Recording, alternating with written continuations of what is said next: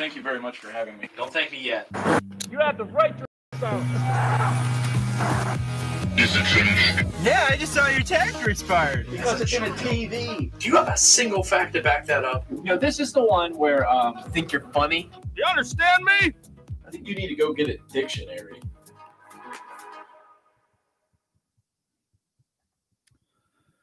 Well, here we are.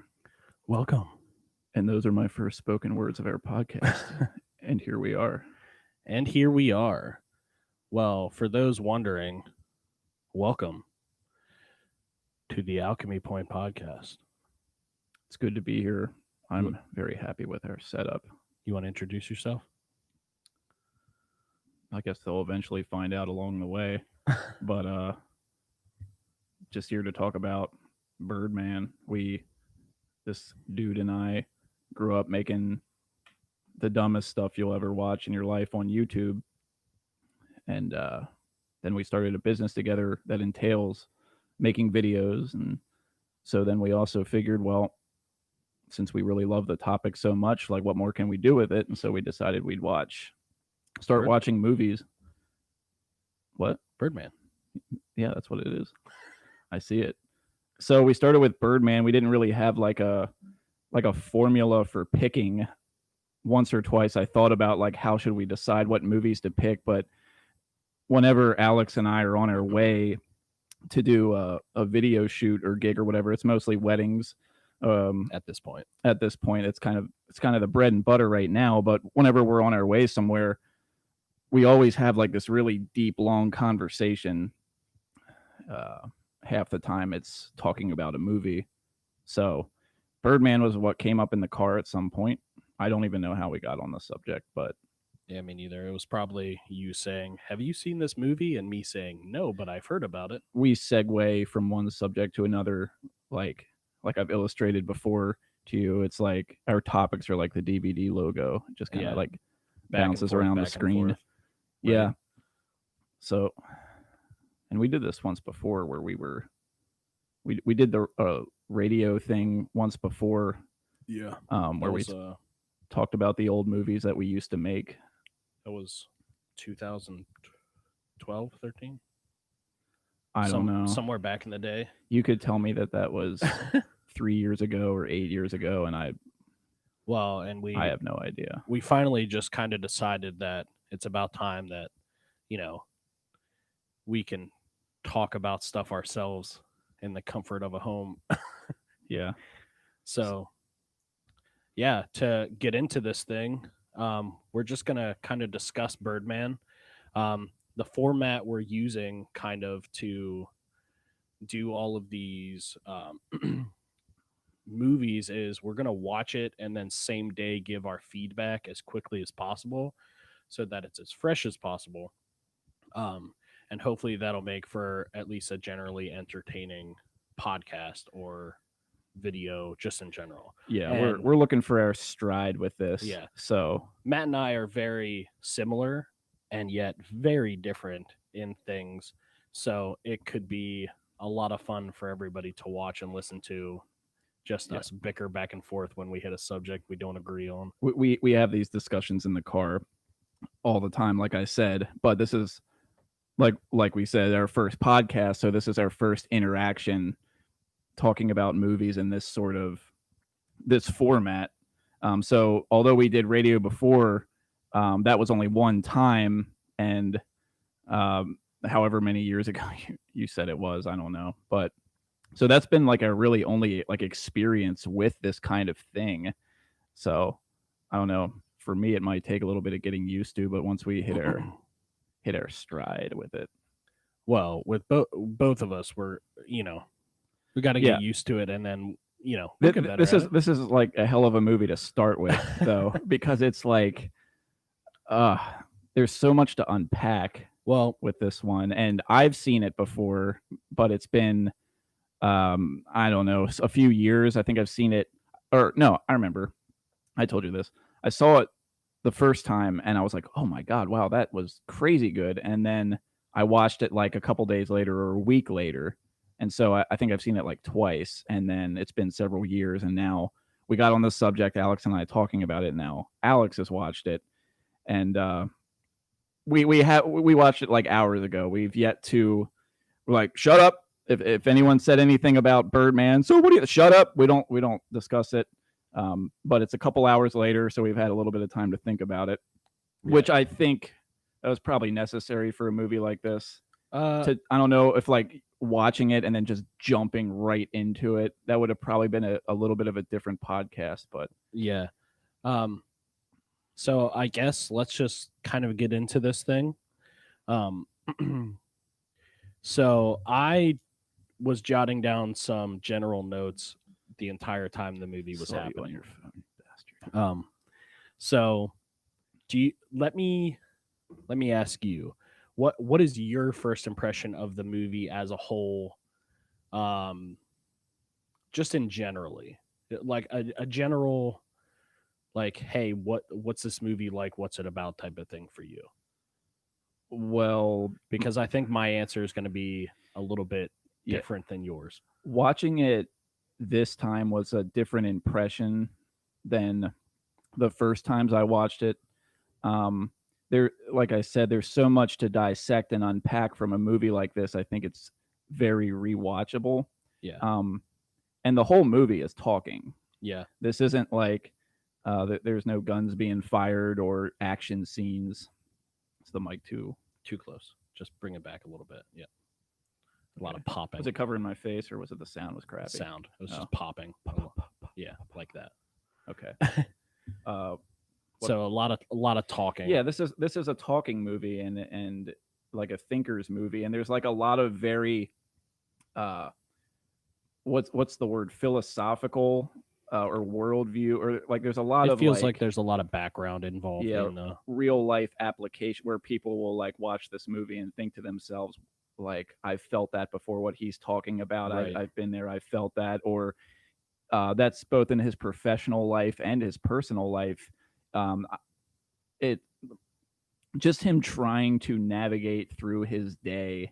Oh yeah. And he's dealing with a problem, and then someone comes in the room and tells him about another problem, and on his way to solve that problem he encounters someone else it's like, hey, we got another problem. There's another problem. Yeah. Yeah, and at one point the one woman that's there even said, I'm pregnant, and he just kind of forgets about it. Right. And we're so caught up with his following him, like we kind of forget too.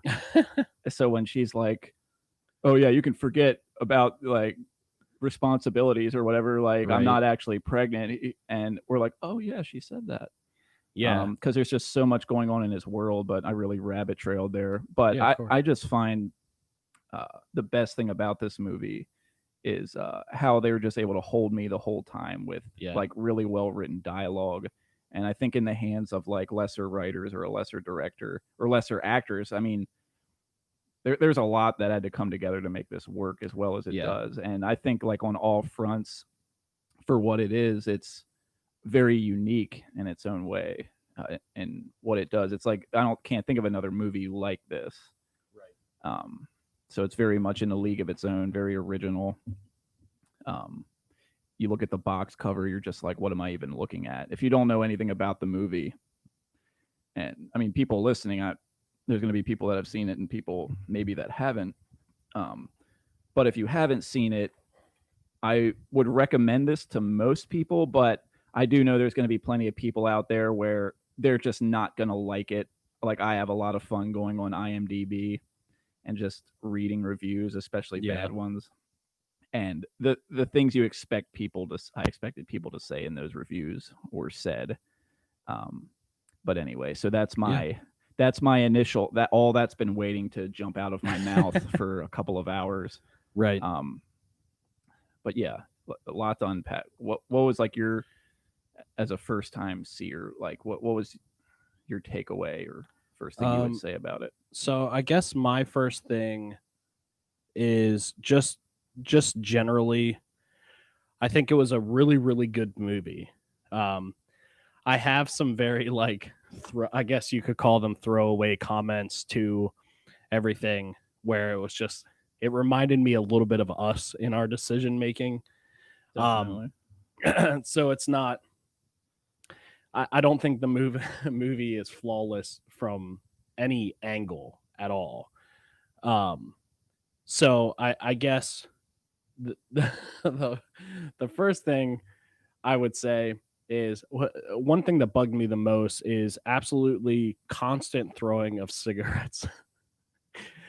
The Who movie, was throwing cigarettes? everybody was throwing cigarettes. Just like Everybody flicking 'em on lit the a cigarette and then would take a drag and then throw it away somewhere. It was Well, when Michael Keaton threw that joint on the table, like I saw that one. no, Norton was doing it the entire. Norton would like walk out onto the rooftop, walk out into the alley, walk into the hallway, and he's like, Yeah, he was chaining it in every scene. I think. yeah, it was. I don't know. That's just like something very small. Well, like I saw the most ridiculous thing I can recall in the movie. Is my sound still okay, or am I too close? No, you're fine. The most ridiculous thing was when all the problems that this dude is having that's running this place, this Broadway show. Yeah. He's got these problems coming at him from all angles, and then he smokes a joint and then flicks it onto the table, like a wooden table Yeah. with stuff on it, I think. And Yeah. then like all the problems this dude is having, why would you just having a bad day anyway? I could care less if the whole place burns. Maybe that was the point. Yeah. Maybe like that's was put in there like he doesn't really give a Right. shit anymore. And it's one of those things you go back to, and it's like, obviously, we don't know every decision that was made and why it was made. We only know what we see and perceive from the movie. So it's like, little stuff like that. That's why I said this is kind of like a throwaway comment, because it was just something that made me laugh. Yeah. Just this because is going to be spoilers, by the way. It's like there's no way in hell we're 6 years getting through later. this. 6 years later, there's gonna be spoilers. We didn't talk about like, so are we doing spoilers or not? We just jumped into it. So Yeah. I don't think anyone would be watching this unless they saw the movie. I don't think so either. Anyway, Um, sorry to interrupt. So my my next thing, I'll say one thing that I loved. Oh, okay. Well, okay, I'll move down on the list. Breaking. This is kind of a throwaway along with the cigarettes. Breaking glass, stuff in general, just being broken at all points in the movie. I just thought this reminded me so much of like a conversation that we would have like right before we get to do a movie, like me and you personally, where it's like, hey, okay, how's this scene gonna go? And then we come up with every single way possible to break something like on the set that we have kind of built. Yeah. And Just for the sake of it looking good. yeah, breaking. and not that it's necessary for the story. It's just This looks cool. we're gonna break it because it's awesome. Well, that- we were at Henryton. Like was this abandoned like hospital complex in Sykesville, Maryland. It's not there anymore. Shout out. But it used to consist of like dozens and dozens of buildings, like 5 stories tall, little houses here and there. It was like perfect to go make a post-apocalyptic movie. And there was like, if there wasn't a window left unbroken, like at that place, but there'd be other stuff to break. And for a scene, we do these like ridiculous fight scenes. And oh yeah, let's have that guy get kicked by that 2x4 sitting against the wall. And then when he does, all the asbestos will fly up in the air. And everybody's like, whoa, Yeah, the whoa, sun Matt, will is this shine. okay? right through the asbestos, and it'll look beautiful. We'll put it in slow-mo. Right. Oh, You yeah, breathe it's it going to all be in, awesome. Which we all did. Sorry, Yeah, of everybody. course. Probably took 10 years off all your lives, but It was worth you had it. fun, didn't you? And it turned out pretty good. Yeah. I think. I mean, I can look back on that. no, it was always awesome. Yeah, that was great. So to get to more, I guess, of the serious stuff. So that's kind of the end of my throwaway stuff. well, I don't even know if you liked the movie yet or not. I did. I Like- did like the movie. Like you said it was good, but I'm I don't. trying to pick your brain. So because there's I nitpicky personally don't things. think. So the movie was good in a very specific way. I think it was very messy with a purpose. The reason why I'm not like, this is a great movie. I think it's a great movie in a very specific way. For a I very know it doesn't. specific Yeah, person. for a very specific person. For the mass audience, I think it's a good movie. I don't think it's a great movie. Just because, unless you're like really involved with the movie and like kind of buying into the character completely, then it's just not going to happen for you. So that's why I said those are the first couple things I said are kind of throwaway comments. Yeah. Some of the things I really enjoyed about the movie, and I did really like this movie, anxiety-driven moments because of shot framing, long scenes. They did Tarantino type stuff where like you would just hang on a person's face for way too long, like unbelievably too long. So that hallway shot you didn't Yeah. really like? No, I loved it. What that? Because remember that hallway? That I loved it. I said this was a great shot. Oh, I thought that this was one of your nitpicks. No. This is Oh, something I okay. loved about it. Okay. Because you said way too long. I was thinking like way too long for you. It drives the anxiety. Okay. So All right, I get it. So what I'm saying is that this movie set up this anxious world for him, for Birdman, or what was Birdman? What was his name in the movie? Reagan Thompson or Reagan. Reagan. Yeah. So this entire movie set up this anxiety-ridden world of his that he's been dealing with since he's like had his last Birdman movie. Yeah. Right. So the way they filmed everything was, I think, brilliant in the way where it added to every second of anxiety that he was having. So it was, I don't know. You could just kind of feel, I almost got anxious. Like I was partially getting anxious myself during the movie because it was so well built on that.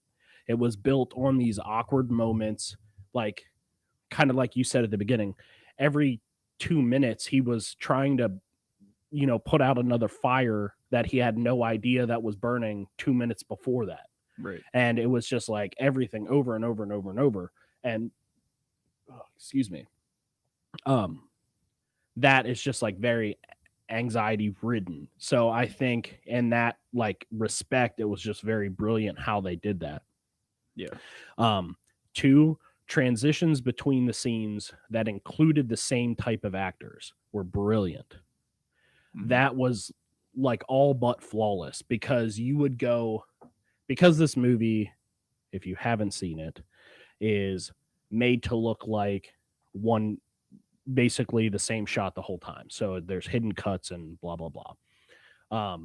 So there would be transitions between scenes where the same person had to be, it was almost like time sped up. Like, oh, right. Yeah. Like, specifically Edward Norton, Emma Stone are up on that like high balcony. Yeah. Saying hi to each other in the most confusing way. And then the camera just like reaches up and over and then is looking down on stage where Edward Norton is also there, putting a play on. So there's like this time warp that happens. And I think that kind of stuff is absolutely brilliant when you're like pushing the story along, because without that, it would start to feel too much like real life, because it's like video games. The more you push it to real life and like everything's super real, like time frame wise, the more you disconnect from it because that's what you live all the time.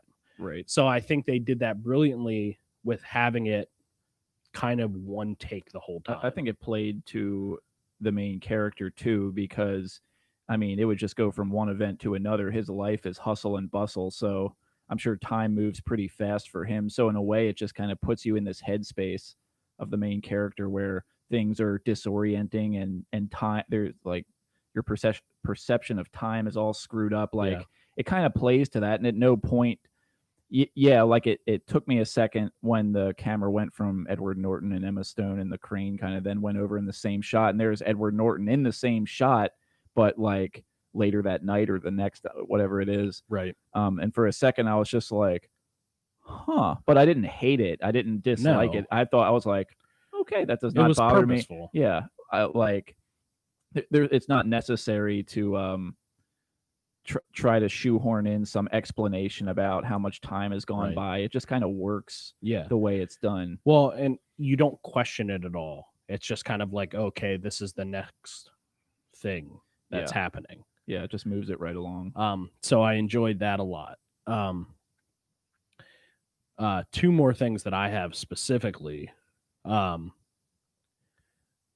And it kind of has to do the same thing. So I wrote down Birdman specifically talking about the audience or viewers in general, and then breaking like the fourth wall.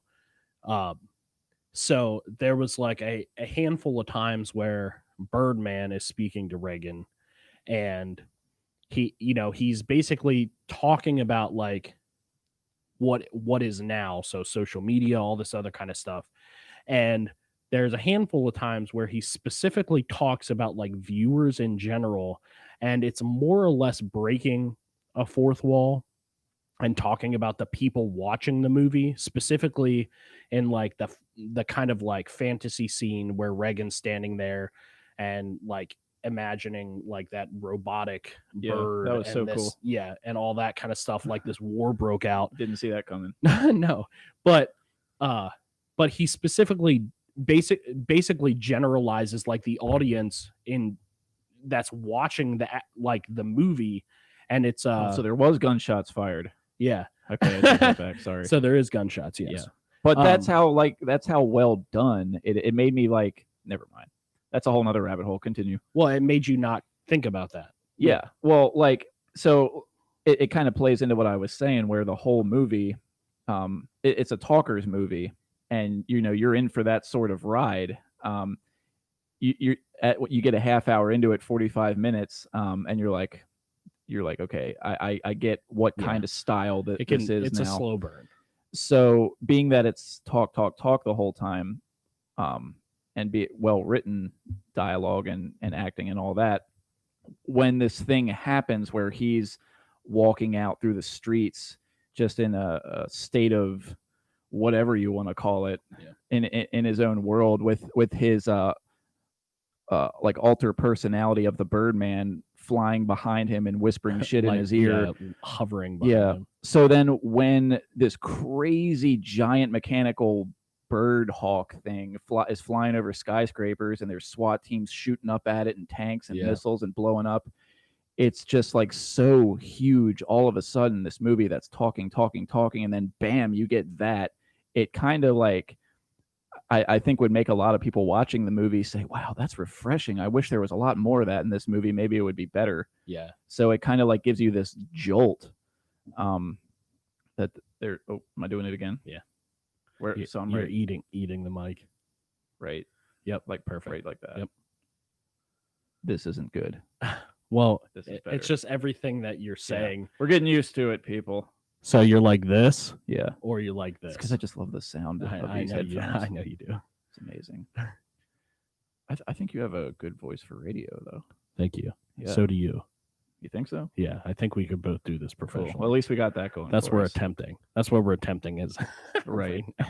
Yeah, we know we got that down. So- Anyway, I tried to put that into a way that made sense, but just throwing that in there was so unexpected, and really put like a huge exclamation point on what the Birdman was. It emphasizes what his whole point is, and it, like you said, breaks the fourth wall to the audience. Like, hey man, wouldn't this be cooler? Well, the weird part about it to me, and why I wrote it down as something to talk about, was I think this is what's weird about the movie to a certain type of audience. It's just not going to work. Is that this kind of stuff is not normal in a movie like this? Because normally when you have like a talking movie, you have a talking movie and it's just like a slow burn the entire time. And it may have a kicker at the end. It may have something that, takes you for a ride at some point, but the movie's a slow ride. Yeah. Right. So this movie did this weird thing where it wasn't, it kind of had that up and down, but it was like, hey, we're also going to give you these weird like flashes of, or like euphoric, like esque stuff.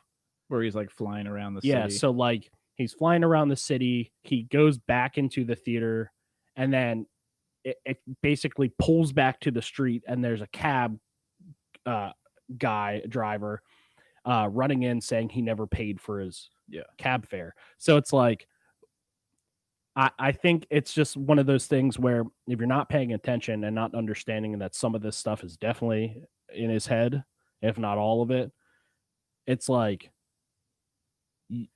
it's not for that's where the line gets drawn. It's not for everybody because you can't sit down and say, okay, this movie's this, because then it's going to just like really throw you off. Yeah. It's just like all the little stuff he does. Like he has a conversation, I guess, with Emma Stone, his daughter. And then like before he picks up that joint and smokes it, he like twirls the cigarette case around with his finger without touching it. And it's like that I never got, like him doing the telekinesis thing. Yeah. I never could understand. I don't know why that had to be like that. Yeah, and this is the part of the movie where some of this breaks down a little bit for me because, and maybe they did this for a reason. Maybe there is no answer for a reason. But it feels very odd because some of that stuff is very like legit. Like the scene where he's taking like this is the breaking stuff. When he's taking everything off the wall and off the shelves and whatnot, and he's basically just trashing his entire like room. And then the one woman walks in and he's just kind of like doing it with his hands, but some of it he was doing it with telekinesis. And it never explains like if he's hiding, like if he actually has that ability or not. Or is it just like a mental thing that like the Birdman character has like gotten him to the point where if he picks up an object, he thinks in his mind's eye that he's levitating it and can manipulate it. And so that's where I think it's like, yeah, you're just going to lose some of the audience that way. That's all. I can think of like certain people, like my dad, for example. If he tried to watch this movie, as soon as the camera, like one of the first or second shots, maybe even the first one, was him just like floating in his underwear. Yeah, my dad would just be like, this is dumb. Like, well, what the hell? How's he doing that? Right. What's going on here? And then he starts doing telekinesis. It's like, what kind of movie is this? But yeah, I guess there's some parallel they were trying to make there. And it's not like it really bothered me a lot or anything. I just kind of rolled with it. I couldn't put my finger on it while it was happening.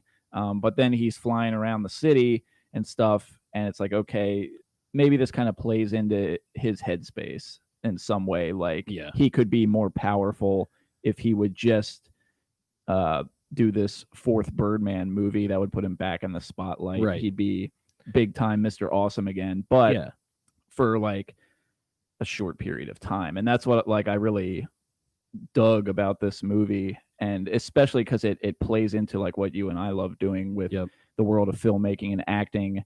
Like, I've never been much of like a Broadway person. I've never even been to Broadway, but like we both we both love like acting and find it fascinating, and it's obviously part of the reason that we love movies and stuff. Right. I was gonna make a point with that. I was like on my way somewhere and I lost it. It's okay. But whatever. Yeah. That hit a brick wall and fell on its face. It'll come back to me. But no, it's whatever I was trying to say about it. Yeah, I just think in general, I think the movie was a really good movie. I really do, because if you can kind of like hang on for the ride, I think that's where you get like the value of the movie from.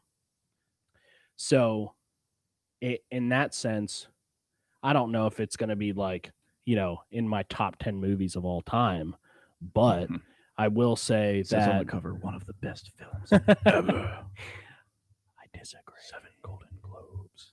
Did it really have 7 Golden Globes? It says nominated. That doesn't mean anything. Okay. It means something to somebody to put a gold sticker on. Sure. Books. I mean, we can put stickers on our stuff too. I mean, if somebody nominated one of our stupid Dex Films video for 7 Golden I mean, we Globes, put I would be like, sticker, okay. Our sticker on the wedding website, so we did the same thing. Yeah, if we'll put a wedding wire button, you got 25 reviews. I'm sure we'd put a Golden Globe on there. But there was some point I was making about like it playing to what you and I love doing, and Oh, yeah, a lot of yeah. people have this fascination, of course, with acting and Broadway and theater drama. I mean, that's super fun, even if you're not super into that sort of thing. Yeah. And just like the world entertainment, like there's always going to be an audience for entertainment, and it's this guy's job to provide it, and he feels like he's becoming irrelevant, and that's the point that I was getting lost earlier, is this fight to stay relevant. Yeah. And you have this like city vista in the background of just millions of people living in this city, and so many of them trying to obtain this thing that you think once you get it, you're going to be happy, Right. and you're going to be relevant, and people are going to love you and applaud you up on the stage. And that feeling people get when they're up on stage and acting and they get an applause, it's like a drug people Yeah. chase. And but how long does that spotlight stay on you? And like eventually you get older, and someone else comes in and starts taking the spotlight from you, and just like your time Yeah. in the limelight fades for most. Like it's just like a brutal industry, and it's not all sunshine and rainbows. It looks like a very, very stressful way of life, and it makes me have like a lot of Anxiety. admiration for actors and anyone that tries to that is in this world of putting together something like this, the orchestration of it, and all these things having to come together. And there's so much on the line, career on the line, on whether or not somebody likes it or not, or if a critic likes it or not, which I really love how they played to that whole thing with the that asshole critic that was the woman? yeah Yeah. that was like, I'm going to destroy your play, but you've never seen it. It doesn't matter, I'm going to destroy it anyway because I don't like Right. people like you. Yeah. Which is like a nowadays conversation about everything. Oh, I'm going to totally. cancel you because I don't like you. It doesn't matter if you're good or not. Don't want to hear what you have to offer. Don't want to hear what you have to say. No Yeah. one else should either. Good thing Which- I'm in this position of power to take it away from you. Yeah, and that's the one thing I did appreciate that about the movie, because a lot of the things that it kind of like put in his face was 100% relative or relevant to today. So even though we're watching this like 6 years later, it's still, everything applies. Yeah. Like completely. You know, this guy's just trying to make it after he feels like his career was kind of over and or washed up because all he did was like, 3 Birdman movies or whatever. Yeah. So in that sense, I get it. Yeah. I get it a lot. Another thing, I guess, that throws me off about the movie, and this is something obviously I didn't mention until now, but I could have told you at the beginning of the movie, probably within 20 minutes or so, that something major was definitely going to happen at the end. It wasn't going to be a slow burn completely. And when Edward Norton told him that that gun wasn't threatening, get a different gun, I knew he was going to shoot himself to some extent. I didn't know what that was. Yeah. I kind of remember thinking that in my own head, if that was what was you thought. Yeah, 100%, because I'm like, if director writer is making this a big enough deal to say, Yeah. it's this is what foreshadowing is. Yeah. And so I completely connected with that. What I did, and this is kind of like off the deep end again, where like you're going to lose some people, is what I didn't understand at all was basically the entire end of the movie. After he shot himself, he's in a hospital room. His then ex-wife, I guess, is there looking like they love each other again. I was Completely. confused about who he was married to or divorced to a couple of times. It obviously was an open relationship the entire time. I wasn't sure where he was at in the proceedings with either of them. I was like, what? So whatever. his daughter comes in then, and then he proceeds to take all of his bandages off after he shoots himself.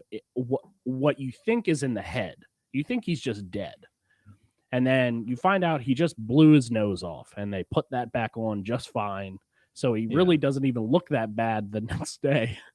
Oh, yeah, yeah. He goes to the mirror, takes all the bandages off, sees Birdman peeing or pooping on the toilet, no audible words are exchanged. He then turns around, sees birds flying outside, and then One with is the birds. presumably jumped out of the window to fly. His daughter comes back in, kind of freaks out, and then sees him up in the sky. Yeah. So can you shed some light on that? I cannot. I can only talk about it and be clueless, just like you did. So she looks up with an expression on her face Of comfort, what looks like Yeah, comfort, like- at like- least. Okay, she goes in the room. Dad's not in the room. Right. The window is open. What happened? Dad jumped out window. Yep. She looks. She doesn't see him on the sidewalk, even though it doesn't show us. She looks down there. She's like looking around, like, I guess he didn't jump, and if he did, I guess she really didn't care. Well, and even at that same time, there's Oh. like some type of police sound or ambulance. Yeah. Everything drives you to think that he's like on the cement at that point. Yeah, and Jumped that's out the of only the thing that would window. make sense, unless he like Mission Impossible along the building somehow, or Spider-Man. Or Spider-Man was in the movie. Maybe Spider-Man came in. Yeah, that Yeah, Times Square Spider-Man with all the other Times Square people.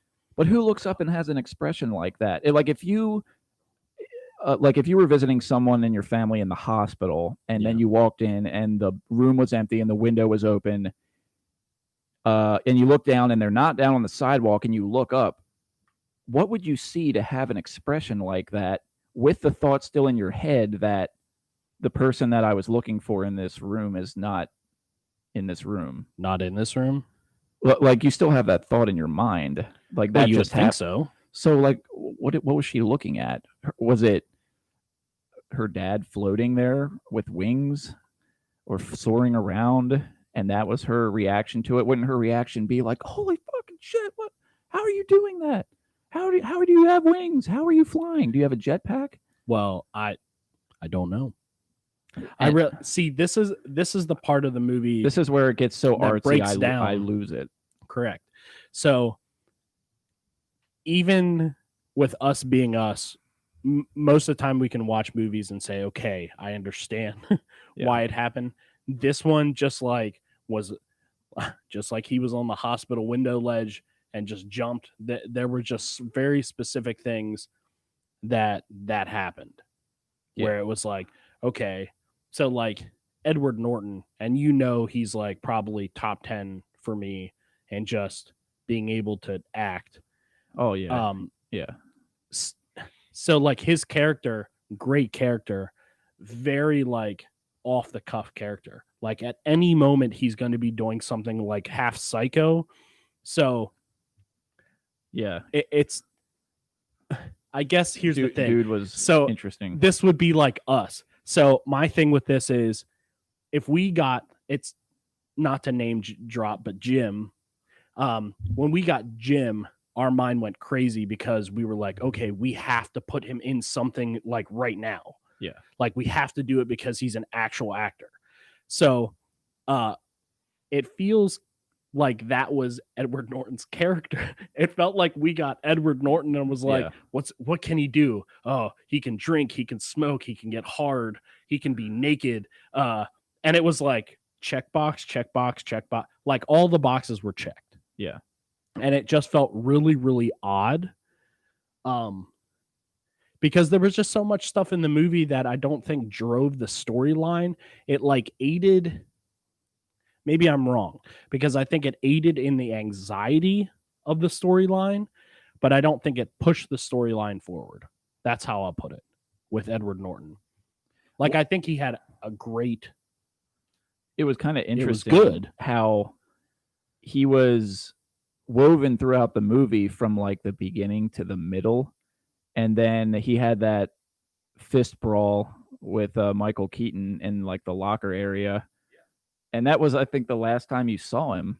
That was the last time you saw him until the very end when he walks in and shoots himself. When and Edward Norton is just up there on the stage, but he had kind of his character wrapped up apparently with that little fist brawl. Well, And- And yeah, and that's what I guess I don't understand as much is I just don't get it. I get. Like, I don't know any other way to say it. So, like, the movie built his character Mark, I guess it was. Edward who? Edward Norton's. Oh, It was like Mark, I think. I completely Anyway, forget. Edward Norton. So the movie built his character to be like, oh man, we got him. This is the guy. Yeah. And he comes in and you kind of assume, okay, if this is the guy, he's going to have complications. Well, those complications are like very odd. And then the reaction to that, Reagan is all over the place with this guy, fist fighting. One of the probably like the stage director tells Reagan, hey, I think he's drinking real gin during the preview of the play. And his first reaction is to go out, switch the gin bottles immediately. And then during the preview, Edward Norton's character like freaks out, basically shuts that preview down and rips a cabinet off of the off of the set. It's just like, that's the little stuff that I just don't know how it added to the story. I'm not saying that the entire movie's bad. I really liked the movie. Yeah. I just think it was odd. Yeah, well, the whole movie is very odd, odd, the yeah. way it's put together. And yeah, like we've mentioned before, it would be a big turnoff for a lot of people right away, because I think a lot of people would watch and just be like, what is this pretentious shit trying to be? Like, I can't understand this. I can't follow this. I don't, or maybe it's just like, Well, yeah. I'm not comfortable or familiar with this. Right. I don't want to follow this. I don't want to go on this journey. Stop movie. Right. What's Netflix got? Yeah. But yeah, Edward Norton to me felt like he was written into it to play off of other characters. Very much, obviously, Michael. Which in that case, he did a pretty good job. Yeah, Michael Keaton's character, and I think he was very interesting in a lot of his his approach to life, and Yeah. he didn't seem to really. He's really a hard one to figure out, because he seems very cynical, and Are you talking about the character or the actor? Edward Norton, or no, I'm talking about the character Okay. that he plays. I don't know I'm about talking Edward about Norton Edward himself. Norton. Yeah, Well, we've heard stories. yeah, which I have forgotten. He's an awful person. I've heard he's difficult to work with, but he's a brilliant actor.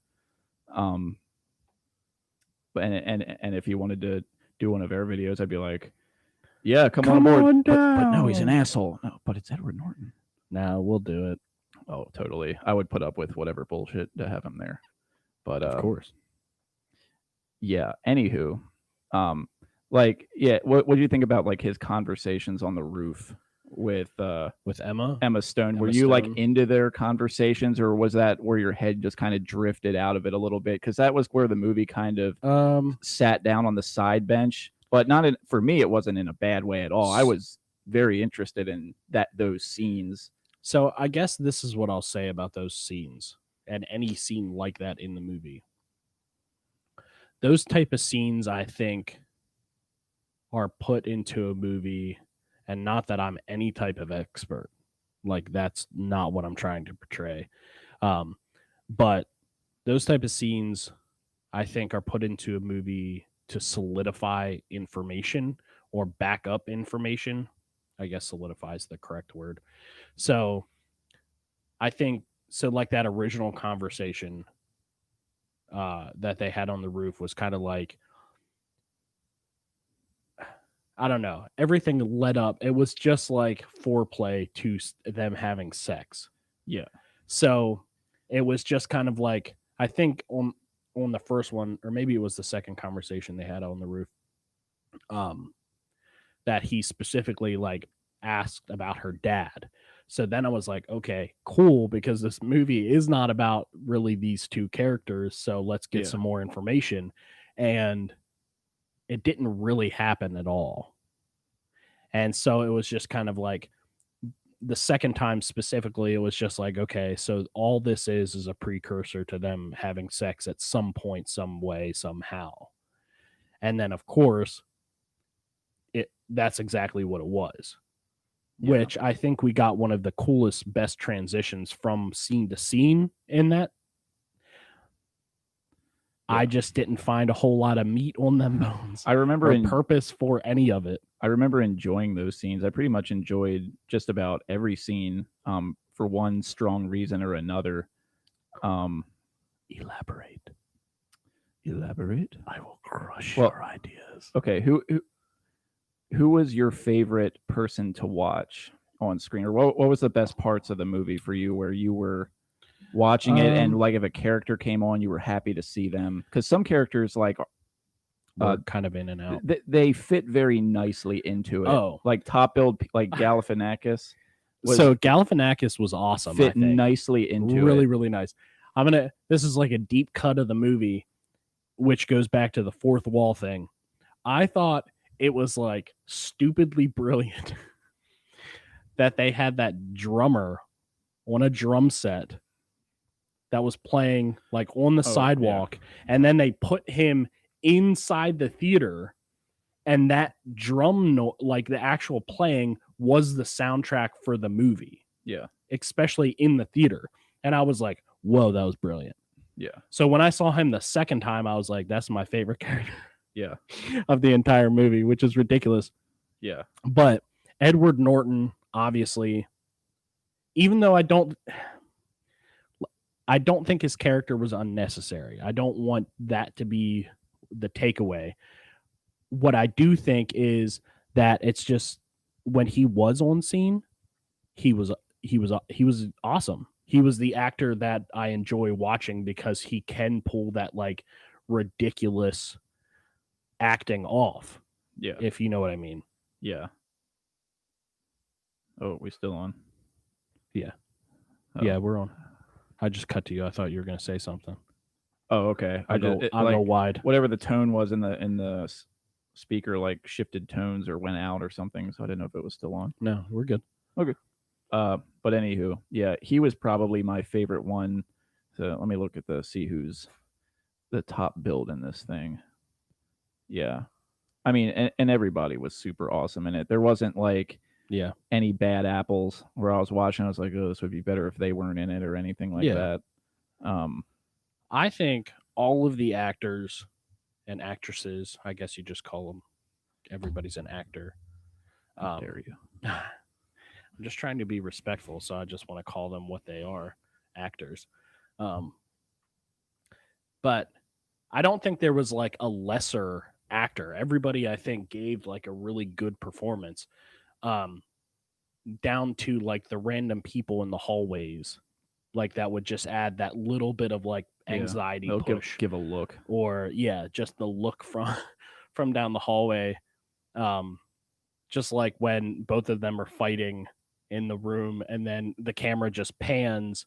It just pans. And there's just like two theater workers standing there, and they're just like, obviously, we're not going to touch this. Yeah. Or we're just going to walk away. Right. So I guess my favorite actor, it's Edward Norton, probably just because just his like psychotic nature in certain roles, like including this one, is very interesting to, like, I'm so much of a people watcher. So like watching like a character like that, I think is probably one of my most interesting. Yeah. I mean, there could have been a movie. One of the most interesting things I think you could watch in a sense. Yeah. There could have been a movie all about him. Yeah. Too. Yeah. Just as easily. Yeah. Because they built this weird background with him. Like even, him knowing like the critic, and he walks over and she's like, yeah, I don't like him, and he's just like, blah, blah, give him a chance type of a thing. Yeah. And it's just kind of like there's such a weird backstory to like his character specifically being like that weird like top end Hollywood actor. And they even took jabs at Edward Norton himself in this movie, because when the one woman comes in is like, hey, Mark is leaving that thing, and Zach Galifianakis is like, oh, I thought he got fired, and then someone was like, it's usually both. Like, that's Edward Norton. Yeah. They're making fun of him. Yeah. They're not like, that's that weird fourth wall break where you kind of don't expect it and you don't really realize it unless you actually know Right. like some information. Do you think Wait. maybe they should have just had him be himself in the movie, play Edward Norton? I think it would be Because they were mentioning a lot of other actors specifically by name and Yep. references, pop culture references. Yeah. We got Edward Norton. Yeah. That would have kind I of been don't cool. think I don't think it would have added to anything. It just would have been like, okay, it's Edward Norton. At least I'd be because- remembering his name right now. Yeah. Because I don't even know if it's Brian It's or Mark. Mark. I think it's Mark something. Mark. Mac. Yeah, I have no idea. But a thought that did just come to mind. And a difficult stage star, Edward Norton. It's just Edward Norton. Michael, that was his name. Michael something. Whatever. It's Mark or Michael. It's one of whatever the- it's an basic M name. generic American name. Yeah. An M. Whatever. I'm sorry for all the Michaels out there. I apologize. Hey, Michael's if I ended up being a Michael, I mean, I ended up a Matt. That's cool too. Mike would have been just as good. Oh yeah, you're the same. You're in the same boat. Never mind. Yeah, whatever. Matt, Michael, Generic Mark. Matt. Yeah, fine. At least it's not like the horrible. I mean, it's just Matt. Can't really do much with it. Although Right. people used to say, "Wipe your feet on the mat" and kick the shit out of me. That's terrible. Well, it's been a while. It's not like this still happens today. Walking into Walmart, hey man, what's your name? Matt. Kick the shit out of him. Wipe your feet. Well, on the mat. you are a black belt in Taekwondo Yeah. and working on jujitsu. Well, But it doesn't scare me one bit. and it shouldn't, because if I tried to kick you, I would hurt myself more than I hurt you. Very good. Good to know. I really need to flex again. Perfect. I would have to do these stretches. I would do them every day, more than once. Yeah. These splits, full splits, and even working on it every day. And I was like really, really disciplined about it. I still just couldn't get all the way down. There was like 2 or 3 times where I was just able to like give it that extra push, and I was like, "Ah!" and I like got it and then popped right back up from it. Right. But yeah, jujitsu. That's been pretty awesome so far. You want to talk about it or no? I mean, we can. I don't know what much it has to do with Birdman, but we didn't talk about how we were going to do this anyway. Yeah, there was no jujitsu in Birdman. There was a fight scene with Michael Keaton and Edward Norton, but neither one of them apparently knew any jujitsu. No, they just kind of hugged on the floor and that was it. Yeah, basically. Well, one thing I do want to know before if we veer off Birdman at all. Yeah. Do you think that at the end of the movie, after Michael Keaton shot himself, Yeah. and the audience was applauding, and you did see the critic walk out? Yep. It should have ended on that shot, been the end of the movie. I think it would have been a more predictable movie, one, and it would have been something that made sense for it to go.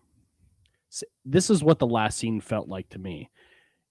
You know, when you get a movie and you watch it and then you get that like the old school special features disc and you see the deleted scenes. Yeah. That entire sequence felt like a deleted scene. It did. That's what it felt like. Oh, totally. So that scene, when I watched it, if I, back up years when I'm just hoarding DVDs that I love endlessly and wanting the special edition because it's got extra features, and I go through and see the deleted scenes and I click on it. Yeah. I am 100% not surprised that scene is in the deleted scenes and not in the real movie. But Right. in this movie, it's in the movie. Yeah. So that's what it feels like to me. Yeah. Whether that's a good thing or a bad thing, I don't know. Because rewatching it this time, like I remember that scene tacked on the end, and I remember this time after he does shoot himself and the audience is applauding, I thought like, man, that'd be so punctual if it ended right here. It'd be so bold, and it would like really kind of solidify its point, and maybe like in its own weird artsy kind of way. Yeah. That is where reality ended, because in this tacked on scene at the end, apparently, we got flying Michael Keatons now. So Right. is it real? I don't know, but it just like throws like a dozen more questions at me with that scene being tacked on at the end. And by it being there, I don't hate it. Although Yeah, when I it first don't came hate it when it either. first came on, I was just kind of like put the brakes on. But as it went on, I was just like, okay, this is fine. So it's got me like scratching my head, wondering, and I'm like interested. Right. And then when she's looking up at the sky, which there's probably answers all over the internet, like, oh, that was figured out a long time ago. But I haven't We're not looked at part of them. that society. No, we're not part of that group. But anyway, We're doing this as a hot take. very much, yeah, we're pretty open about that. Right.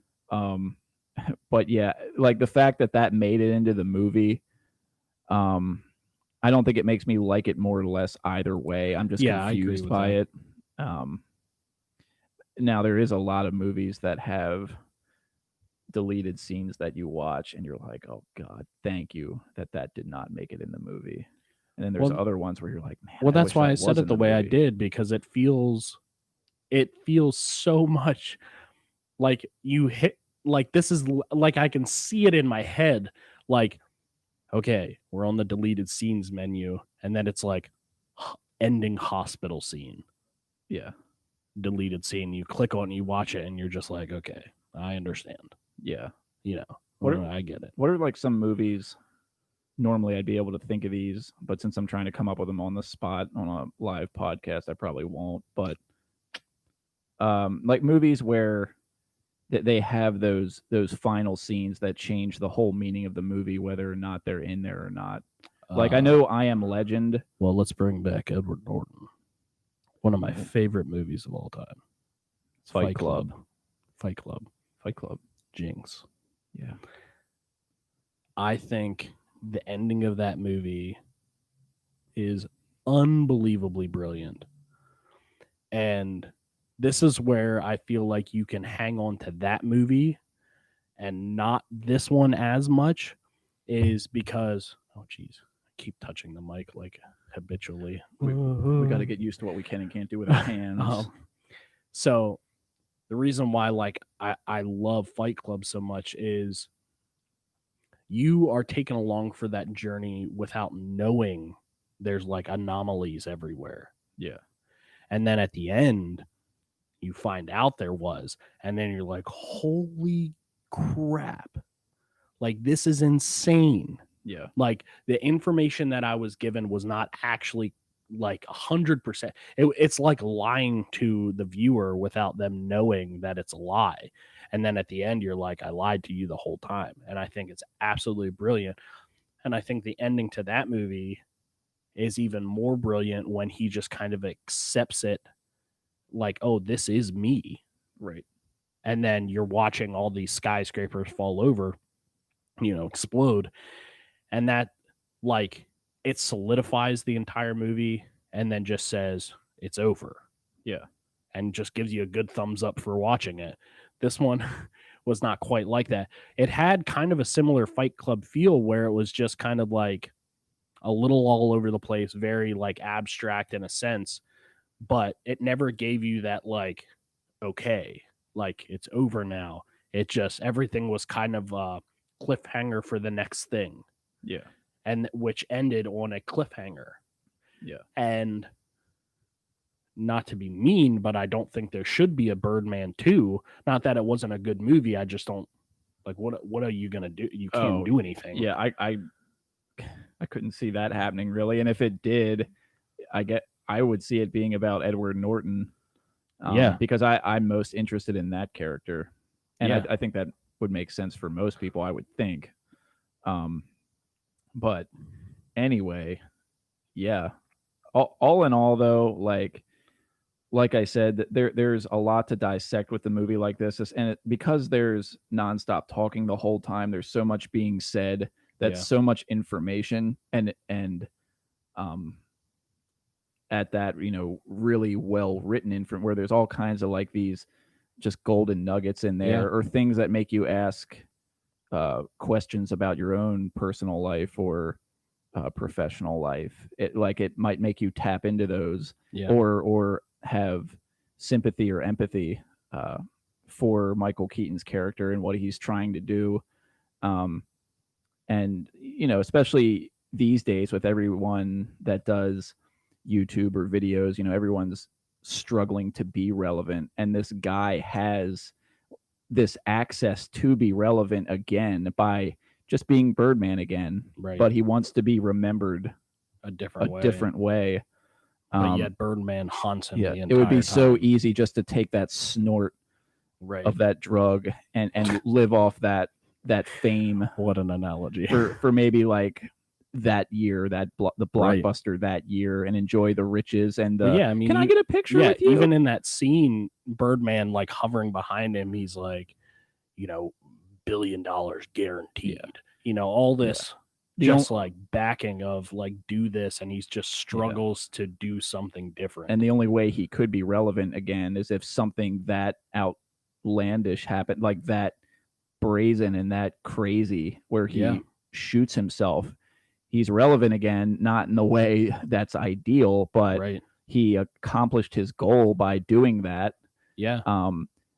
But so maybe the message of the movie is like, everyone fights for the spotlight, and only a very, very small sliver of people ever get there. And in so doing, they leave behind their personal life, or they neglect people, they neglect their family to obtain this thing that they think when they get it, it's going to make them happy. Right. And then,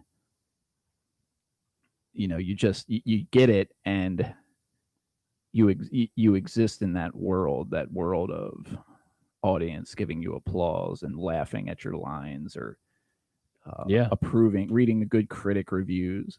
It's like a drug. And you just want to get more and more and more of it. But over time, unless you're somebody like really damn awesome, like that's got it rocking into your, like Clint Eastwood, he's 90 years old, and if he's in a movie, it'll still fill up theater seats. Oh yeah, you can't. But like that, there's 7 billion people in the world, right? And not all 7 billion can be movie stars and rock stars, right? Exactly. Yeah. So, but there is still this need for entertainment. It's still something that will always be in demand, and someone has to provide it. And the people that do provide it don't always have a plushy job, although it can be thought of as such. Yeah. I think to back that up. So that's all interesting to me. It is kind of like a view into the world that like most people don't see. Like there are people that put their entire life at risk, like financially, to attempt to carry out a dream. Yeah. So not that I don't think either one of us can relate 100% on that, but like I think both of us can relate at least a little bit to that, where like both of us has definitely made decisions to continue a dream rather than just to settle down and do the 9 to 5. Right. And so in that aspect, I think it's a good view inside of it, I guess. Yeah. And I think the thing I love about movies and film is that it's permanent. Like we're not going to be here forever. Right. But films will be. And although there's a shitload of them these days, like how many hours of video are uploaded to YouTube every minute? Everything gets buried. But just the fact that like if you put enough into it and enough passion and enough thought and coordination and energy, and you set your mind, like if that's your dream, it can be obtained and you can make your mark on the world. Right. Because eventually our time runs out and we can't live forever. So the only thing we can do is leave a mark on the world. And film is one of the ways that can be done. Right. And why it's so appealing to me. And when I think in this movie, that's what he did like his movie thing, and he wants to do something else to leave his mark. And that's what he's attempting to do. Yeah. He's attempting to do it. Because like even in the scene with Emma Stone, who's his daughter, what he says something like when she's basically like starting to push back before she starts yelling at him, she's just kind of like he says something to the effect like, this is important to me, or something along those lines. Yeah. It doesn't have to be exact, but it's like, I get it. Yeah. Like you have this idea that you just feel like you have to like push out. Right. Like there's no way around it. Yeah. Like you can't like unfortunately there will be people left in your wake. Yeah. And that's just kind of the unfortunately, I think both of us understand that. Right. You know what I mean? Yeah. You know. So it's kind of like you just kind of have to pick and choose what you're willing to do to get it done. And this movie is like a very stark, violent example like of that, Yeah. I think. Which in that light, that's why I don't think most people, or like all people, I wouldn't say most, but all people will get it, understand it. But like, I can relate. You know what I mean? Yeah. I think there's something in there for everybody to mine. It's just like, which a lot of people won't get 5 minutes into it, so they'll never get there. Right. But yeah, it plays to a lot of very interesting aspects about people and their desires and what they think will make them happy, and what people will neglect in pursuit of what they think they really want. So I mean, Michael Keaton's character in this movie, I just prefer to say Michael Keaton's character than try to remember his name all the time. Something Reagan Thompson or something, Reagan Thompson. I got to stop doing that. I got to stop like side noting like little things like that, because then I forget what the hell I was even saying. But now Alex, I guess he's gotten up and gone to the bathroom. Oh, yep. I have to tell the audience that because they're only looking at me. You didn't set it to a wide, so they knew. So now I have to explain things. But anywho, if I had to give this movie a 1 out of 10, just for my own personal opinion, like how much I enjoyed it, likelihood that I'd pop it in again, it's pretty high. I'd give this like a strong 9 from me. Just because I find the dialogue very riveting, and everything that someone says, I just feel like every other sentence, like there was something relatable to it, or it was building onto a point that paid off later in the end. And just watching how it all unfolded, I think in the end was very satisfying. And so I would give it a 9 out of 10 from me. And I would call it rewatchable, because that's at least the third time I've seen it, and I'll probably watch it again at some point in the future. I don't get the inclination that you would be in a hurry to pop it back in again, but there's so many movies out nowadays, like and shows. If I had to give it a number, I wouldn't go halfway. I wouldn't be below 5. It would probably be a 6 or a 7. It's one of those movies where you're really going to have to want to watch it. It's not like it's a Friday night, what are we gonna pop in? It's not one of the it's not a fun, it's a fun movie to a certain type of person. Right. I don't think to everybody it's going to be a fun person. Right. To me, it's fun to watch. It's almost like, to take it back to Fight Club, and I guess I'm just a sucker for Fight Club. That's a movie I could watch a lot. Yeah. But it's not a movie that I'm going to enjoy all the time. If that makes any type of sense. Reason why is because you know the kicker. Yeah. So you're watching it, seeing new things, and you know what I mean? Yeah. Well, in a sense, it makes Fight Club is one of those movies that's definitely worth watching twice, at least, just because you watch it differently the second time, knowing what you know by the end. And The Sixth Sense is like that too. Yeah. And plenty of other examples out there that I can't think of at this moment. But well, yeah, it's just, once you know it, some of the enjoyment gets taken away. The wonder of the movie gets taken away. So not that I wouldn't enjoy watching Fight Club or this movie over again. It's just, you have to be in a certain, I guess, like, mindset to enjoy it. Yeah. Especially knowing the kicker. It's not just like, I don't know.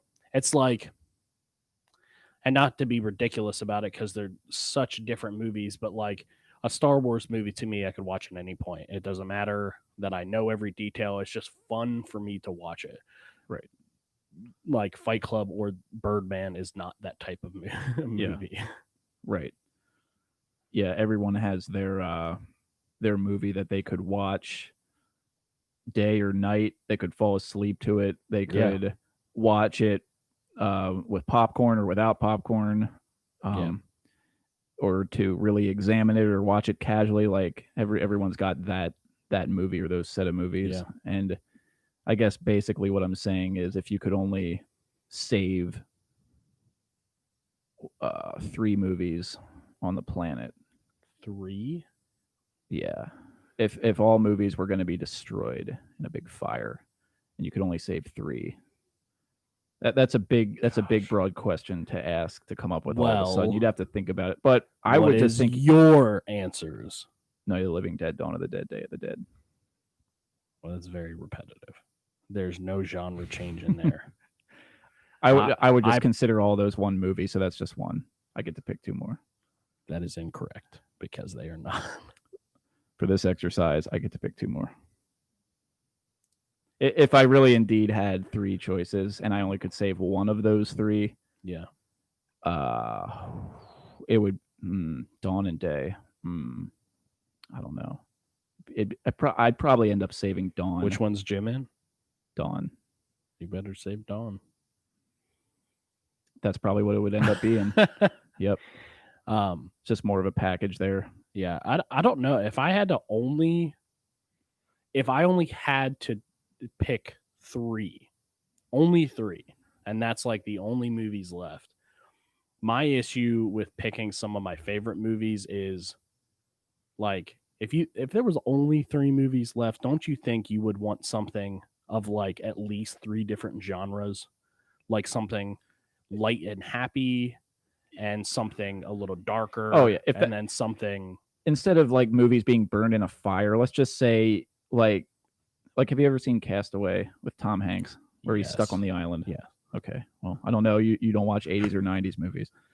But like, is that a 90s movie? I'm pretty sure that was 90s. Yeah, that was 90s. Or maybe it was 2000. I don't know. I'm going to look it up. I'm going to guess 1998. Anywho. No, let's make it 97. No, fuck that, 98. What year was Castaway made? So while you're doing that. In the United States of America, Castaway was released on December 7th, 2000. 2000. It is not a 90s movie. All right, whatever. Sue me. By almost a whole year. Put me in the electric chair.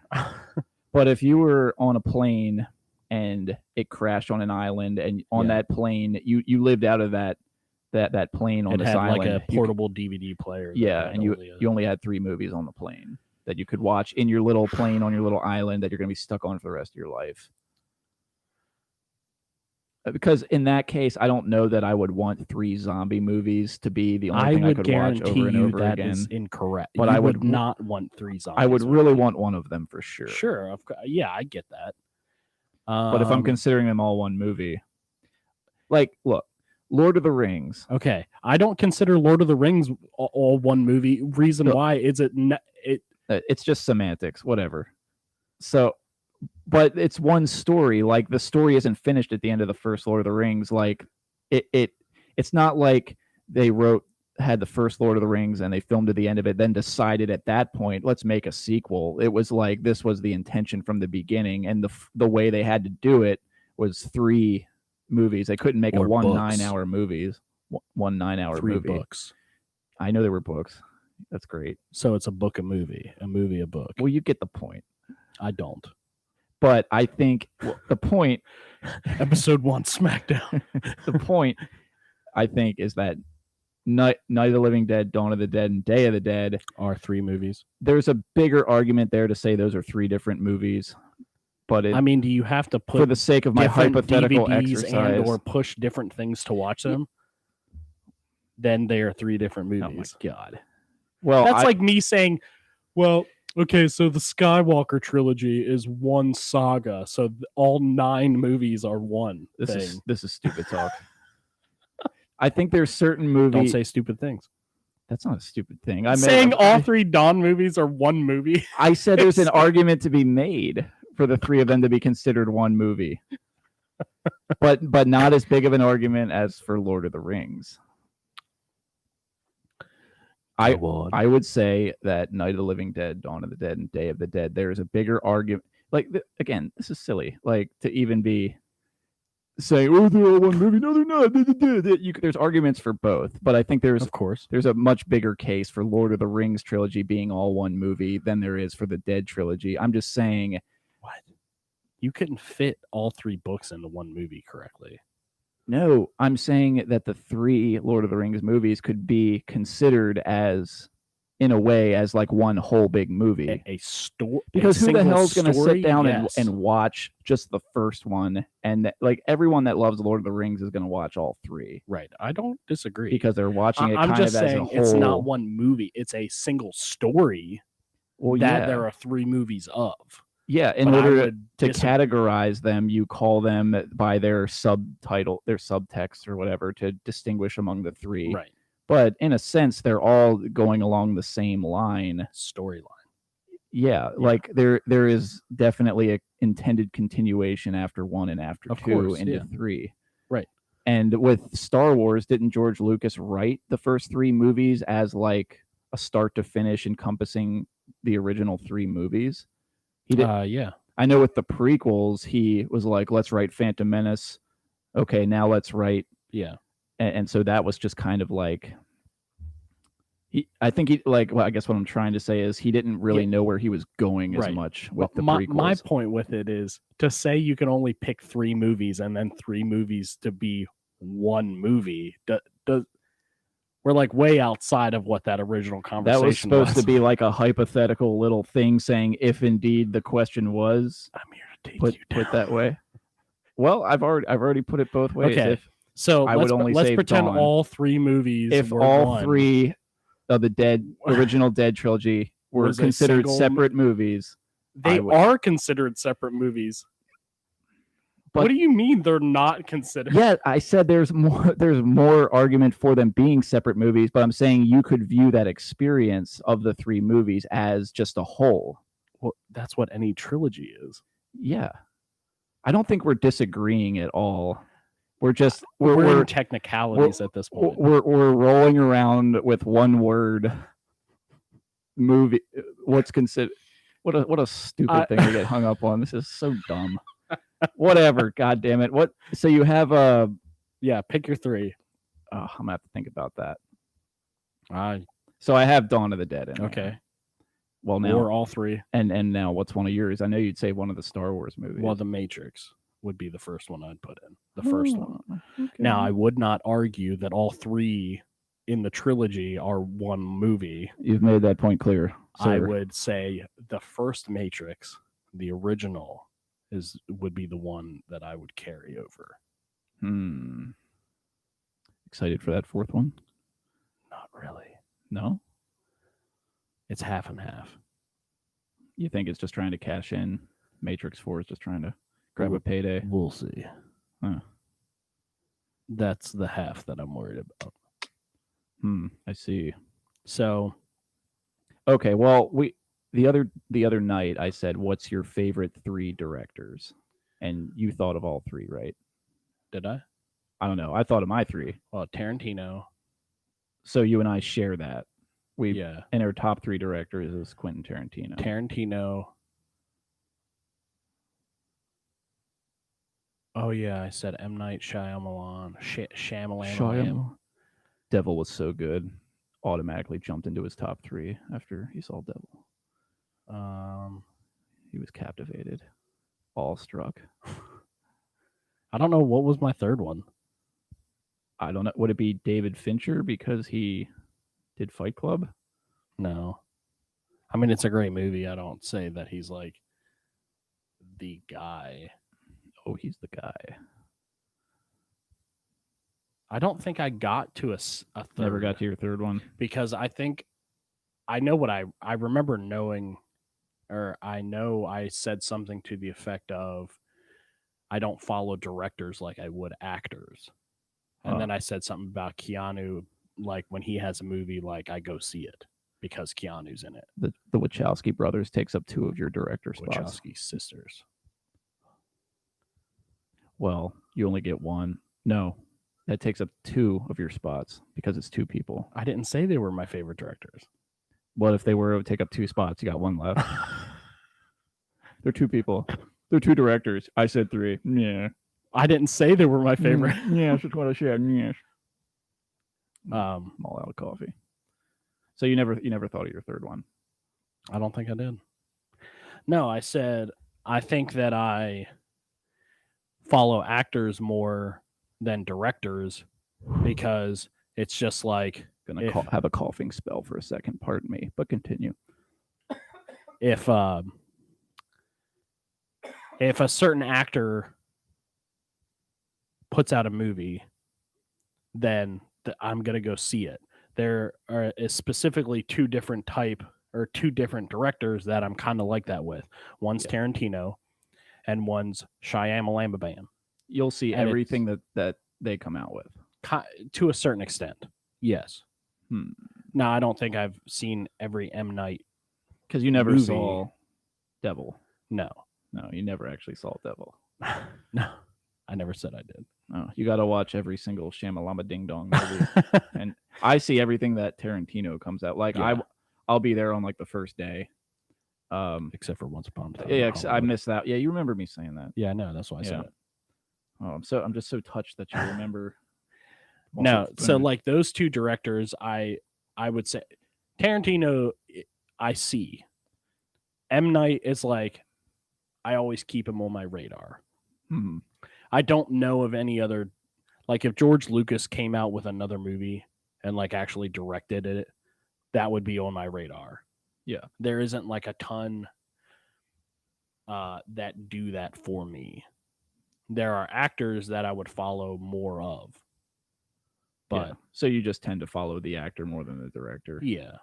Just because right. Well, in the end, those are the 2 that get the credit for everything. Yeah. Like at the end of this Birdman movie, the credits, we just left the TV on. It was like a half an hour of credits.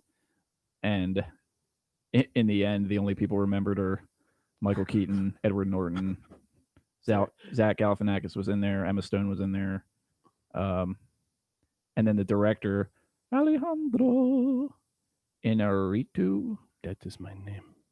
This dude, you might have to pull up your phone again because didn't this dude also do The Revenant and Gravity? What's his name? And Children of Men. Just go to IMDb and type Birdman. What's his last name? Well, the N has like this little squiggle above it, and so does the A has a different squiggle above it. So I don't think that's on your keyboard. How do you spell it? INA. That's it. It's Inarritu. Alejandro Inarritu.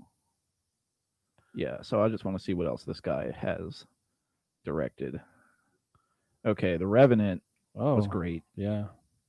That's another slow burn. Like, that's a real world building movie where it really takes you into its world and sucks you in and So keeps you there. So, okay, it's he did The those 2 Revenant. movies recently. And that's pretty much it. Okay, well, Children of Men came to mind because this was one of those made to look like one shot. Made to look like one shot movies. Alfonso Cuarón, that's his name. That did Children of Men. Children of and Men. Gravity. Gravity. I would get those 2 directors mixed up often. Alfonso Cuarón and Because they both Alejandro start with a name. Inarritu. How do you remember? There are these my names name? with many syllables. How do and you they make remember my name? Alex Hare. And I've been around your ass for like 15 or 20 years by this point. Alejandro Hare. Alejandro. Yeah, so I think that about wraps it up. About wraps it up. If you want it to be wrapped up. How Yeah. long have we been doing it? 124. Whoa, dude. See, we didn't know if this was going to take. 2 minutes. Yeah, like we would just, okay, Birdman, so did you like it? Yeah, it was okay. Did you like it? Yeah, I thought it was pretty cool. It I had think- a lot of messages in it. I think we were lying to ourselves about not knowing. Because normally when we talk about stuff, it's very at length in ridiculous ways. Yeah, this is like one of those kinds of movies where in the car on the way to the wedding that we're going to shoot tomorrow, we'll probably have a lot more to say about it. Yeah. But yeah, we did the best we could with it for tonight. I guess we made our point. If you hadn't seen the movie, you'd be completely lost from the beginning because we didn't even say like what it was about until like halfway through we started dropping hints. Right. But Hey, this is the first one. It's okay. yeah, I think it went pretty well. Yeah. Yeah. So with that, if you would give the Birdman a star rating out of 5, what do you think it would be? I would give it a 4.5. And 4.5. I think the reason I nudge it up that high is because I found that the whole plot with him trying to make it on Broadway and the fact that like you and I are both very into acting, Right. which is kind of that goes along with theater and all that. And I could see myself living a life where I would try to take something like that on. And Right. I've like acted in lots of plays before too. And Oh, have you? yeah, like not anything like, You were on Broadway? oh yeah.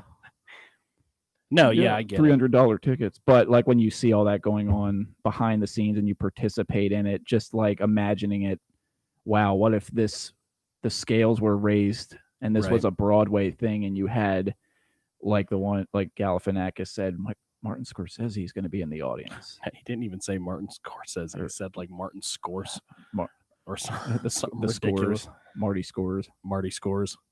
Yeah. But yeah, if you had like, if that was your thing, if like your whole career hinged on asses filling seats and enjoying what they watch and listen to, Yeah. and like not only are you responsible for like the production and managing all these people and little aspects, but you yourself Right. have to give a good performance. And Right. he wrote this play in the movie, he wrote it, he directed it, he's Right. acting in it, so he's wearing every hat imaginable while also failing at his personal life And funding it. yeah, so his whole life is Literally wrapped up in this one thing. is wrapped up in it. Yeah. And it's interesting too that the whole movie was a drum. A what? The whole movie's soundtrack was drum. Yeah. Just- Yeah. That's why I thought it was brilliant that they then broke the fourth wall and had the drum set where it really shouldn't have been, but it was actually the soundtrack and you saw it and it was just like, okay, that was just like a fun nod for Yeah. sure. There was like a little violin part, I think, Yeah, when he yeah. walked into where all the Christmas lights were, like Yeah. right after the critic told him, "I'm gonna destroy your play." Just to add some slight emotion. Yeah, he got the violin. Right. And if I had to give it a star rating of sorts, I think I would go with a 4 out of 5. I wouldn't notch it any more than a 4, just because I think it was a really good movie. I just think I think a 6 out of 10 though translates to 3 stars. what? When I said what was it on 1 to 10, you said a 6, but in your star form of 5 stars, it's a 4. Well, yeah, I'd say 4. I'm trying to. How can it be 4 stars? What? out When of- did I say 6 out of 10? When I first asked what would you give it on a 1 to 10, you were like, I thought about a 5, but I'd give it like a 6 or a 7. So if you gave it a 6, that'd be 3 Oh, stars. wait.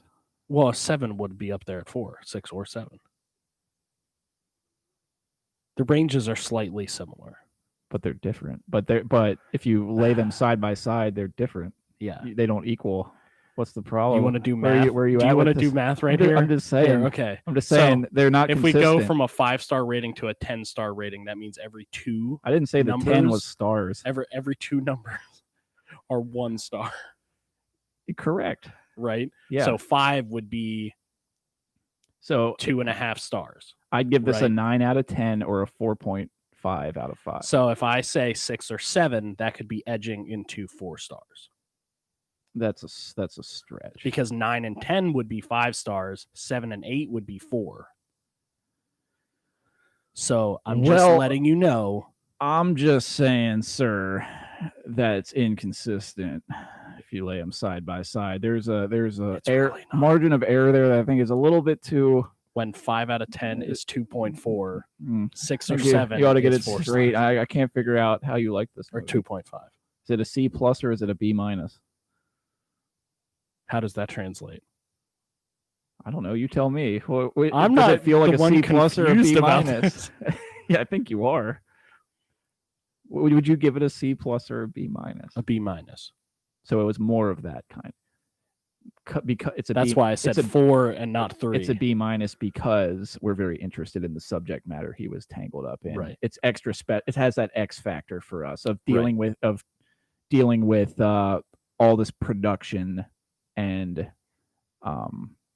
communicating with actors and putting on a production. Yeah, which is only why I said 4 instead of 3. But that's just me. Moving on from that, geez, how much time have we simmered in your pool of I think that's numbers and confusion? And would you semantics recommend this to someone who enjoys movies? I guess if they haven't seen it since all they tell me in is 6 years. If all they tell me is I'm a movie fan, then I would think this would have a place. A good chance this would have a place for them. If they're like your casual, like, oh yeah, sometimes I watch movie. Like if I'm get a free afternoon, I'll look for something. I wouldn't throw this out first. Right. So yeah, it's a niche that it fits into, but even though a lot of people would be like, yeah, this is really, really weird, I still think most people would enjoy this. Yeah, I mean, I agree with good that. God, nominated 7 Golden Globes, and Well, I don't trust I mean, credits all the time. well, but I guess it has to mean someone would like it. Critics, at least. 7 people. IMDb says 7.7 out of 10. Like, So I'm always statement interested. is very close to the general populace. Well, that doesn't good for you. Whoop de fucking do. If you go on IMDb, it's always fun to look at what, like, I don't go on Rotten Tomatoes because the tomato meter is based on critics. Say you'll get like the little popcorn icon off to the side that says like audience, and I'll look at that one, which is violently different. In a lot of cases, like, dude, I don't know. Maybe Dread, for example. Look up on Rotten Tomatoes Dread. I'm curious. Rotten Tomatoes. Yeah, go to, or look up Rambo, because the 4th Rambo movie is just called Rambo, and I think, of course, and it was awesome. It was like one of those theater experiences you have, or that I did, that I'll like never forget. It was crazy. So this one? No, that's the last one. I'm just talking about Rambo. Well, I just typed in Rambo. So is it Rambo 4? This is where shit gets confusing. It's not actually called Rambo 4, but just type Rambo 4. Yeah, that one. Oh, Rambo. 37% from critics. That is bullshit. But 69. Well, okay, that's because it's so visceral and violent. Like, there's a lot of people that. Well, it's for a certain audience. That's what my point is. It was really like grotesque and hard to watch in a lot of places, which a lot of people were probably like, "Whoa, don't." Right. But that does kind of illustrate what I'm saying, is because I think that 30% or whatever it is from the critics is ridiculous. Well, let's see what Birdman is. Yeah, critics are just 91 sucking it off big time, which you knew and they would. 77%. So my thing with this is, whenever you have something that is super, super artsy, critics are going to love it because there's not that much stuff left in the world, honestly. Yeah. The general populace doesn't understand it at all. It's not that they don't like it. I just don't think they understand it. That's my point. Yeah. Movies that try to be like artsy fartsy a lot of the time fall flat on their face, like the video that I did in college with the Streets Above Our Heads thing. I don't like it. like I watch it, I'm just like I this. still enjoy it. This was trying to like I was trying to make this artsy and kind of weird, but watching it just didn't like getting what's in your head to translate onto the screen. It's hard. It's very hard to do, and it just did not come. So when I watch that back, I'm like, I just don't. Right. I think the dialogue just sounds way too like, what? Right. What? No one talks like this. What? What? No one. I mean, says it that. has you all over I it. know, and that was like when we watch our old films, Which I would like to take an episode to do at some point. Oh, dude, If we get enough followers and people that really want some background stories, this is the place to be if you were a Thex Films fan. Those old Thex films, I can watch those and have the best time just seeing like how we've evolved with making films like and I enjoy the shit out of them through and through, and they're nostalgic and great times making them, like all these great stories attached with all of them. But one of the things that just irks me, like just prods me in the side over and over again, is like this dialogue that I would write and I would back in attempt the to day filter and stay that way, like this very strict, because like it's like I don't want to write the same stuff over and over. That it's got to be like the thought in my head was it's got to be different somehow. It's got to just have its own kind of ring and style to it. And in trying to find that, it got really stupid, and it never, the way I imagine it in my head when writing it, like barely ever lands right the way. And the best moments, I think, in our films just come from actors just improvising. Yep. Like Jim. Well, that's some of the the best doing one-liners ever have. Yeah, like been that. I think something that came together well was like the tension or suspense in scenes. I think was there, and then when like actors got the point of their character and like, this is what I want in this scene. Right. This is what I'm trying to do, or this is who I'm trying to stop. Which a handful of people that we've had act do understand. Oh yeah, they get their character, they get the situation that they're in. Right. You have this line of dialogue to dance on. Keep it like let's keep things going down the straight and narrow to some extent, so we don't completely go off the rails. Right. But just when people invent their own kind of thing, it's more natural. It's more believable to the audience. Yeah. And that's another thing that was super impressive about this is a lot of the dialogue. I know there was obviously a lot of stuff in there where you're like, okay, that was very specifically written, but there was just so many parts where I just get lost in the conversation. It sounded very natural. Yeah. And just because they're acting their asses off and doing it great. So yeah, I agree with it. Hell yeah. And I think we'll talk about those. We'll cut it there someday. Someday soon. If you liked any of this, please consider going to anchor.fm/Alchemy Point Podcast to subscribe or keep up. We will be leaving these on our YouTube channel. Check us out on Spotify, Apple Podcast when it's up. So wonder what movie we're gonna do next. What do you think? I don't know yet. We'll talk about it in the car tomorrow. We'll have something for you. We'll discuss it. But until next time, peace. Thank you and good night. What's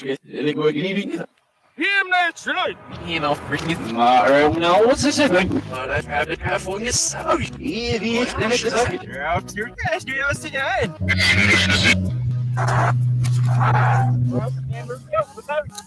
Hey, you can't look at me better. Come here, we can.